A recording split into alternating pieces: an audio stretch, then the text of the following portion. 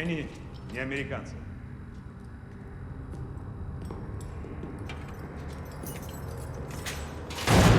Нет, прошу вас. Нет, не надо, не надо. Нет, нет, пожалуйста, нет, нет, не надо. Нет, не надо. Нет, не надо. Отпустите меня. Нет, отпустите. Нет, отпустите. Нет.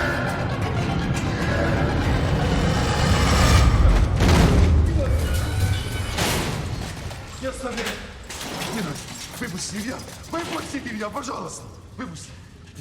Не оставляйте меня здесь! Я не виновен! Я не виновен! Я не прошу вас! Не надо.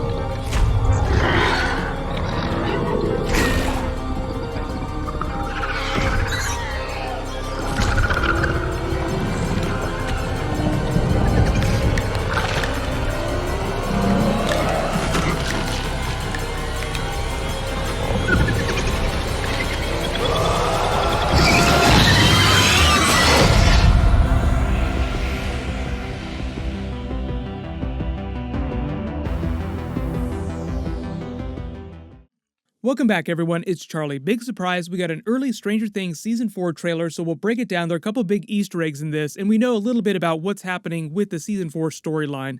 I will be doing Stranger Things Season 4 videos just like I did for Season 3 and Season 2, so if you're new to my channel, be sure to subscribe to get everything. One of the reasons why they're dropping this so early is because they need to start production on Season 4 because the kids are aging up so quickly that within another year or two, they're going to look like the teenagers, so this does seem like it's going to be one of the final seasons of the show. They might do Season 5, but they just signed a new first look deal at Netflix with the Duffer Brothers to develop other shows, so unless they have a big spin-off of Stranger Things planned, it sounds like they're planning on moving away from Stranger Things after they're done with Season 4.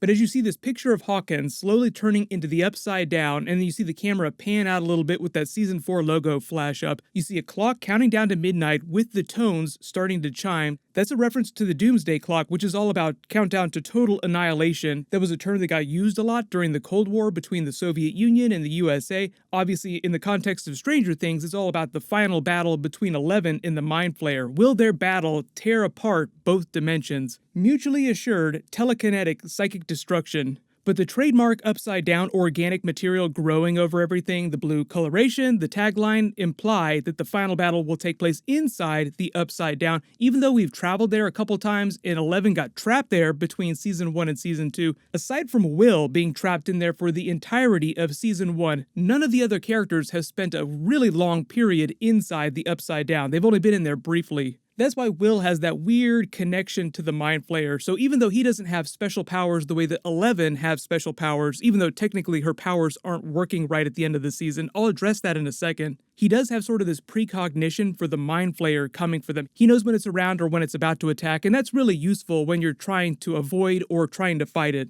But because of that scene at the end, the tagline is also a reference to Russia field trip, because I feel like we're all on the same page that the American that the Russian guards are talking about in Kamchatka, Russia, in that secret Russian base, is Hopper. And he was somehow captured at the end of the season in that big explosion when everyone actually thought that he died because there was no body. But apparently the reason there was no body is because the Russians captured him when they were trying to escape. There's a lot of missing time in between that explosion when you actually see them walking around looking for bodies and actually trying to find people. The military has since been down there to inspect, but there is a lot of unaccounted for time for those Russians to grab Hopper and get away, or at least the couple that survived the explosion. The brand new white Demogorgon that comes out to eat this Russian prisoner at the end is just more confirmation of that, because how would they get a Demogorgon if they weren't the same Russians from Hawkins? Hey, Destin, Yeah, how big did you say that Demogorgon was? big. 9 feet or so. Why? Because if you remember, the Russians were secretly trying to open their own gate. There are many places around the world where the barriers between dimensions are weak, but the only people in the world that were actually successfully able to open a portal were the people in Hawkins because of Eleven's accident, because she was so much more powerful than the other psychics that were popping up around the world. So even though it seems like the Doctor and all those people during Season 1 had this very special program, you have to imagine that the Soviets had their exact same group of people that they were testing trying to create their own version of 11, but they weren't as successful. That was the whole reason for the Russians to come to Hawkins and secretly build a Starcourt Mall so that it could be cover for them using the Hawkins portal. So if the kids are going to go fight the Mind Flayer on its home turf inside the Upside Down, there are only a couple of places they can use to get to the Upside Down. One, they can go back to Hawkins. Like they say, we're not in Hawkins anymore. Technically, they do have to come back to Hawkins to use the portal at the Hawkins lab. Or if some of them are going to travel to Russia, then 11 could try to open the Russian portal herself. They were unsuccessful when they tried it themselves, but they didn't have 11. And 11 only accidentally opened the portal for the first time when she was using her power to try and reach someone that was all the way across the world in Russia. They were trying to use her to spy on the Soviets, so they actually have already been to Russia on the TV show. It's just that they haven't used those flashbacks where 11 is using her mind to reach out to Russia. She might actually be able to see Hopper doing that same trick too. As for 11 losing her powers at the end of the season, that's just a result of them closing the gate between dimensions. She has sort of this weird link with the Mind Flayer in the Upside Down. So I think that the minute that they open a new portal to the Upside Down, her powers will just automatically turn back on. And then when they defeat the Mind Flayer inevitably at the end of the season, then her powers might permanently go away.